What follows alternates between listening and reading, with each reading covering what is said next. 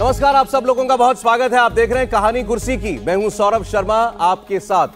आज देश भर से बहुत सारी हमारे पास पॉलिटिकल डेवलपमेंट्स हैं, बहुत सारी खबरें हैं, सबकी बात होगी।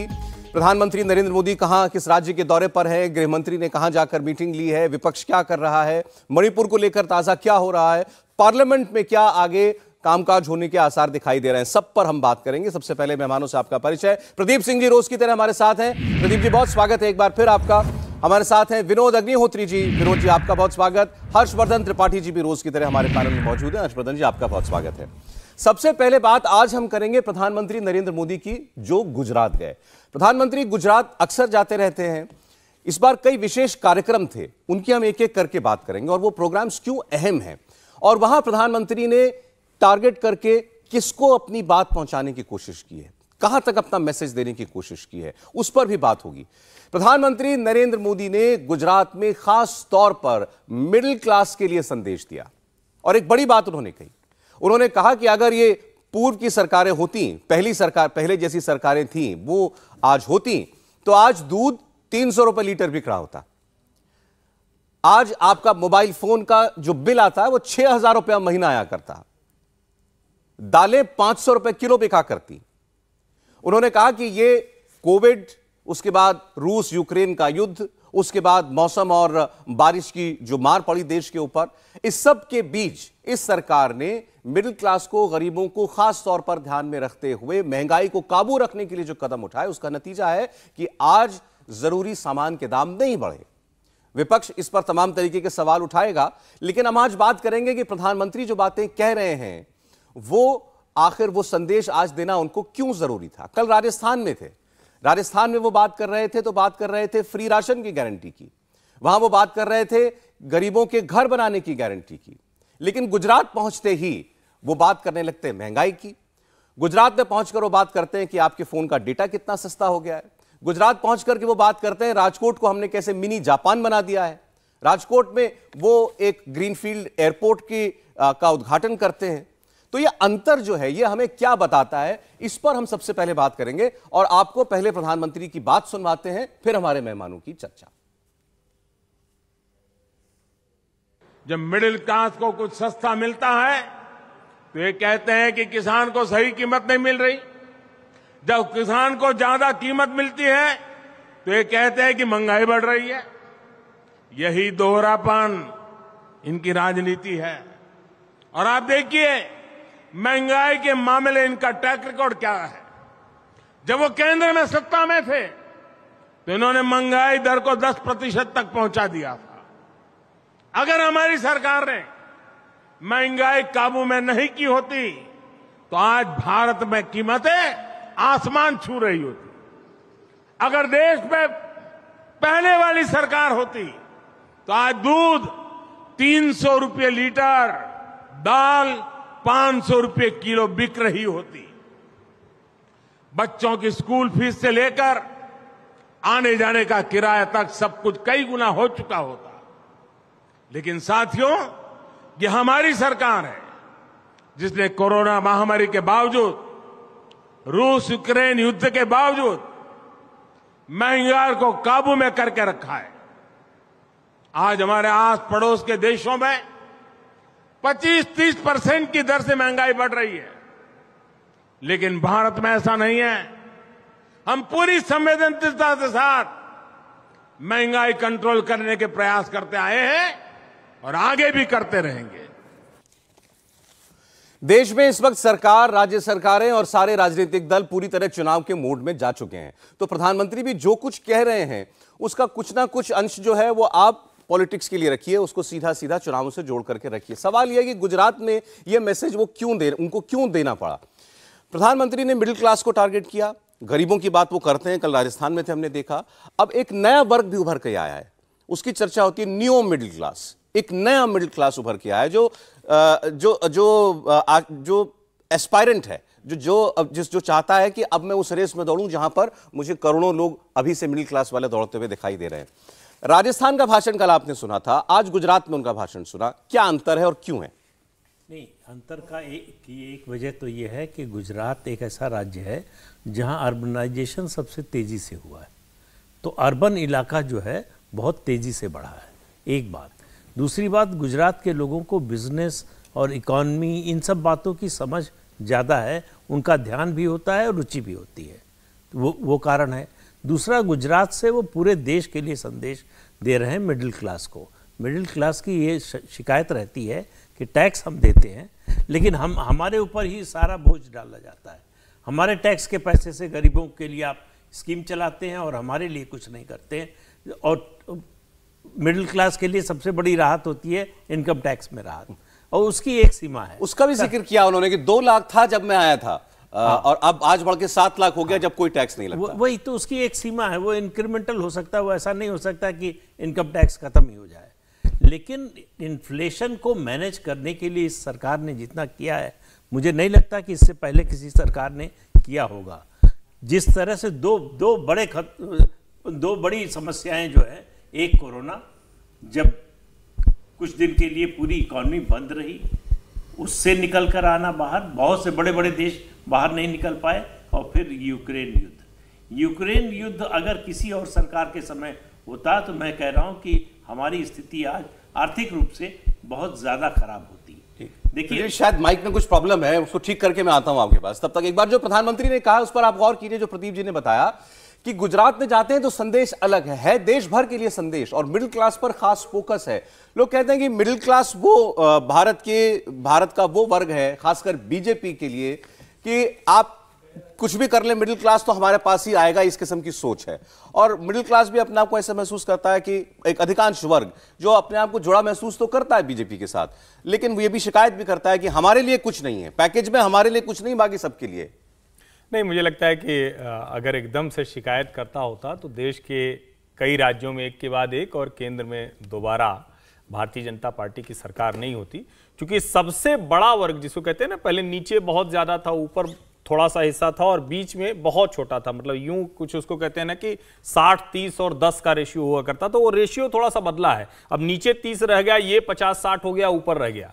अब ये जो बड़ा वाला वर्ग है, इसको एक बात चुभती है, और वो बात इनकम टैक्स से रिलेटेड है जो प्रदीप जी ने कही, और मैं ये कहता हूं एक उनकी पैरवी करते हुए कि ये ठीक बात है कि उसको इंक्रीमेंटल ही होगा, लेकिन दिख नहीं रहा है मोदी जी पिछले 2-3 बार से, आप उसको कोरोना कहें या जो भी कहें, वो वाली कहें कि जो कटौती होनी थी, और खास करके न्यू स्कीम में तो एकदम ही न्यू टैक्स रिजीम में खत्म कर दिया। लेकिन आपको मैं याद दिलाता हूं, इस देश में अरहर की दाल वो सचमुच सोने जैसी हो गई थी। इस देश में अरहर की दाल के लिए बाकायदा आत्मनिर्भर हो एक स्कीम चलाई गई, और मोदी सरकार के पहले कार्यकाल में उस स्कीम का लाभ यह हुआ कि इतनी अरहर हमने उगाई कि उसके बाद किसानों को मना करना पड़ा कि भाई अब मत करो, और आप देखिए अब उसकी कहीं कोई चर्चा नहीं। जब हम एवरेज इन्फ्लेशन ग्रोथ की बात करते हैं तो डॉक्टर मनमोहन सिंह वित्त मंत्री से प्रधानमंत्री बने, उनकी जो एक पूरी 10 साल की लीगेसी है वो 10% प्लस है, और 10% प्लस सिर्फ एक बार जीडीपी ग्रोथ गई, रेगुलर जीडीपी ग्रोथ नहीं रही, और यहां रेगुलर वो 4% की एवरेज ग्रोथ है। तो इसका भी फासला आपको समझना चाहिए। और जब वो ये कह रहे हैं तो वो ये बता रहे हैं कि भाई आज पेट्रोल डीजल की हम बात करते हैं, लेकिन अगर हम सस्ता तेल नहीं ला पाते तो शायद आज स्थितियां और खराब होती। जो इंटरनेशनल सिचुएशंस है, जो हम एग्री कमोडिटीज की बात करते हैं, दुनिया के दूसरे देशों में संकट और बड़ा है।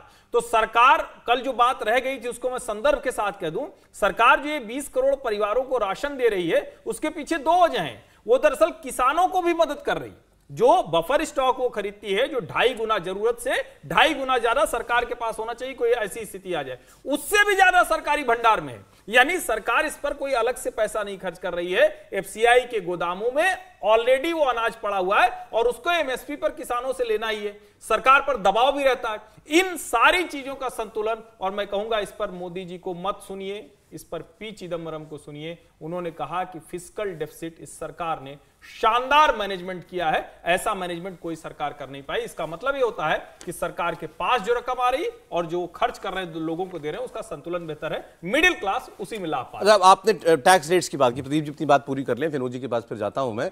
2 बातें बार बार कही जाती हैं कि भाई महंगाई पर आप या तो गैस का दाम देख लीजिए, 1200 रुपए का सिलेंडर देख लीजिए, पेट्रोल डीजल का दाम देख लीजिए 100 रुपए के ऊपर। तो ये सबसे बड़ा उदाहरण है जो बताया जाता है, और आंकड़ा क्या कह रहा है वो अलग बात है। ये 2 चीज तो हमको रोज महसूस होती है ना, रोज हमको दिखाई देती है कि हाँ ये एक लिमिट के ऊपर है। ये एक ऐसी चीज़ है जो आतंकवाद के मामले में कही जाती है, और इस मामले में दोनों को जोड़कर कहूँगा कि क्या हो सकता था। आप इसकी कल्पना कीजिए, जो आतंकवादी गतिविधियां नहीं हो पाती हैं या टेरर अटैक नहीं हो पाता है, उसका हमको पता नहीं चलता है। लेकिन अगर कोरोना के दौरान इकॉनमी का मैनेजमेंट और ये यूक्रेन युद्ध के समय ना होता तो ये 1000 रुपए का गैस का सिलेंडर कितने का होता और पेट्रोल डीजल का दाम कितने का होता, 200, 250, 300 कुछ भी हो सकता था। तो सरकार ने देखिए फर्क जो दिखता है, 1975 में इमरजेंसी लगी तो माना जाता है कि इलाहाबाद हाई कोर्ट का जजमेंट आया था उसकी वजह से। लेकिन एक और बड़ा फैक्टर था, इकोनॉमिक फैक्टर। महंगाई दर 27% के ऊपर चली गई थी, और ये था कि लोग सड़क पर उतर आएंगे जिस तरह से महंगाई बढ़ रही है, काबू में नहीं आ रही थी। क्यों? पेट्रोल और डीजल के दाम के कारण।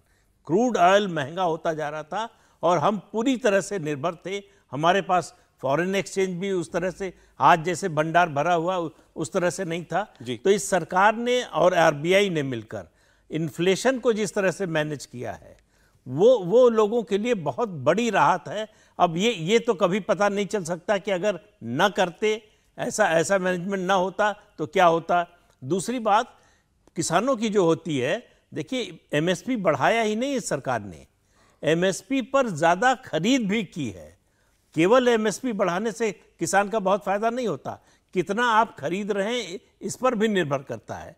और ये जो अनाज जो 81 करोड़ लोगों को दिया जा रहा है, आप कल्पना कीजिए कि ये अनाज अगर एफसीआई के गोदाम में रखा होता तो उसका किराया कितना जा रहा होता, उसमें नुकसान कितना होता, और उसका ट्रांसपोर्टेशन का खर्च कितना होता।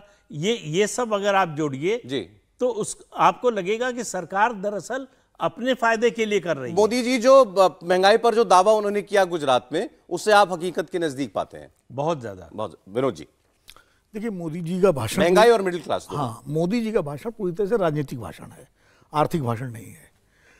और राजनीतिक भाषण इसलिए है कि चुनावी साल है, चुनावी मूड में सब है। मोदी जी तो 24 घंटे चुनावी मूड में रहते हैं, पॉलिटिक्स उनका जो है पहला वो है। अब क्या है कि गुजरात मिडिल क्लास जो है इस देश का एक बहुत बड़ा वर्ग बन गया है, और सिर्फ वो खाली वर्ग ही नहीं है, वो ऐसा वर्ग है जो पूरे वातावरण को प्रभावित करता है, पूरा माहौल बनाता है, वो नैरेटिव सेट करता है मिडिल क्लास। इसलिए मिडिल क्लास को एड्रेस करना, पहले जैसे गरीबों को एड्रेस करना बड़ा जरूरी होता था, इंदिरा गांधी के ज़माने से लेके गरीबी हटाओ, जो सोशलिस्टिक इकोनॉमी का ज़माना था। लिबरलाइजेशन के बाद, उदारीकरण के बाद जो मिडिल क्लास का प्रसार हुआ है भारत में, अब तो जो मतलब आप सोचिए जो पहले मिडिल क्लास की जो परिभाषा थी और आज की परिभाषा में बहुत फर्क हो गया है।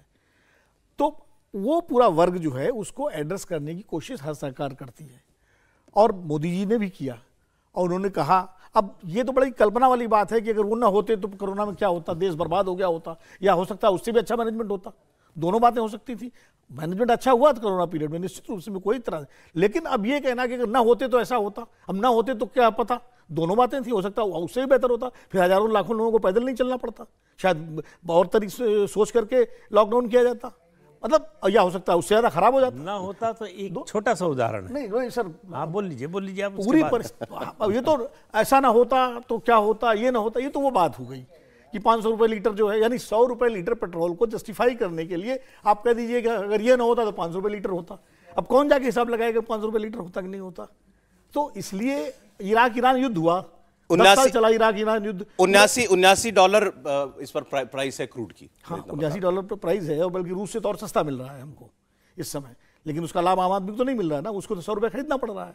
दूसरा ये है कि अब मैं बहुत अर्थशास्त्री नहीं हूँ, अब $8 83 रुपये के आसपास है, तो आपको जाहिर है जब आप डॉलर में पेमेंट करेंगे तो आपको देना पड़ेगा ज़्यादा पैसे। रूस के साथ आप रुपए में दे रहे थे, रुपए ले अब आपको युआन में देना पड़ रहा है, यानी चीनी करेंसी लेकर देना। तो ये सब चीज़ें भी हैं, ये आम आदमी की समझ में नहीं आती। हर्षवर्धन जी समझ सकते हैं, प्रदीप भी समझ सकते हैं, थोड़ा बहुत मैं समझ सकता हूँ। तो मोदी जी ने मिडिल क्लास को इसलिए एड्रेस किया कि राजस्थान में उन्होंने गरीबों को एड्रेस किया। हाँ। आज गुजरात चूंकि जैसा प्रदीप जी ने कहा कि व्यापार अर्बनाइजेशन का शहर है, और देखिए हिंदी में बोल रहे हैं गुजरात में, मैसेज गुजरात के बाहर है। आमतौर पर गुजरात में गुजराती में बोलते हैं, लेकिन हिंदी में बोलने का मतलब पूरे देश को एड्रेस कर रहे हैं। ठीक है। और टाइमिंग उनकी बहुत जबरदस्त रहती है कि वो मालूम है कि भाई जब वो गुजरात में बोल रहे हैं तो गुजराती ऑडियंस है, पूरा देश उनको सुनता है। तो निश्चित रूप से वो उस मिडिल क्लास को एड्रेस कर रहे हैं जो इस समय महंगाई से परेशान है। तो उसको ये एड्रेस करना कि भाई देखिए, अगर हमारी सरकार ने जो फिस्कल मैनेजमेंट किया है, जिसकी चिदंबरम भी तारीफ कर रहे हैं, जो हमारा इकोनॉमिक पॉलिसीज है, उसकी वजह से आपको फिर भी बेहतर दाम में चीजें मिल रही हैं। अदरवाइज ये और कई गुना ज्यादा महंगाई होती। और चूंकि मोदी जी की बात पर लोग भरोसा करते हैं, तो जाहिर है उनकी बात पर लोग भरोसा करेंगे।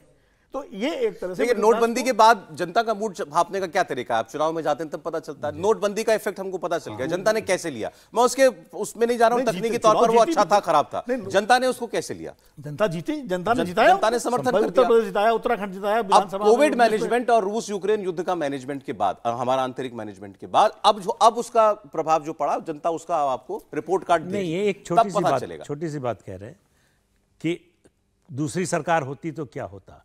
ये 45 करोड़ खाते न खुले होते तो कोरोना के दौरान लोगों की कोई मदद पहुंच ही ना पाती। जर्मनी जैसा डेवलप्ड स्टेट एक दिन में 1 लाख से ज़्यादा का ट्रांजैक्शन नहीं कर पा रहा था, जहां हमारे यहाँ लाखों करोड़ के ट्रांजैक्शन हो रहे हैं। ये क्यों? डिजिटाइजेशन के कारण। तो इन सब को इग्नोर नहीं कर सकते आप देखिए कि पिछली सरकारों का इस मामले में ट्रैक रिकॉर्ड क्या रहा और इस सरकार का क्या है। इस सरकार ने एक जैम की ट्रिनिटी बनाई, उसकी पाइपलाइन बनाई, लोगों तक जो है, जो भी सरकार मदद करती है वो पहुंचाने की। अगर वो ना होती तो क्या होता, कैसे पहुंचता? अगर 60, 70, 80 करोड़ लोगों के पास पैसा पहुंचा, राज्य सरकारें और केंद्र सरकार पहुंचा पाई, तो इसलिए कि उसके लिए एक व्यवस्था बनी हुई थी, जिस व्यवस्था को इग्नोर किया गया 50-60 साल। तो ये केवल कह देना कि हो सकता है वो सरकार होती तो और अच्छा होता, वो सरकार थी तब किस तरह का हुआ था, ये भी तो देखना पड़ेगा। उस सरकार के समय भी 2008 की मंदी आई थी, और मैं गया था मनमोहन सिंह के साथ 2012 में। पूरे देश के शिखर नेता जो है G20 में, मैक्सिको में, मनमोहन सिंह से यही पूछ रहे थे कैसे आपने मैनेज किया। तो ऐसा नहीं कि उस सरकार के सामने चुनौतियां नहीं आई। और रही बात डिजिटाइजेशन निश्चित रूप से सरकार के टाइम में बढ़ा, नोटबंदी ने उसको एक गति दी, चूंकि एक जरूरत बन गई थी।